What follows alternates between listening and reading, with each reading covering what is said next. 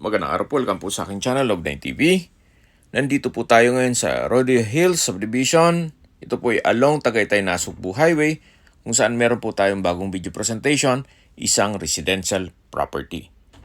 Ito po yung may lot area na 504 square meters.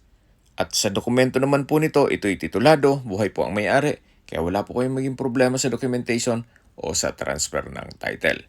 Napakatahimik po ng lugar, sariwang hangin, at malamig po ang klima. Napakaganda po nitong property, patag na patag, kaya usable po lahat. Wala pong masasayang. Pero please manage your expectation. Gawa ng hindi pa po ganun ka-develop yung daan papunta dito sa property.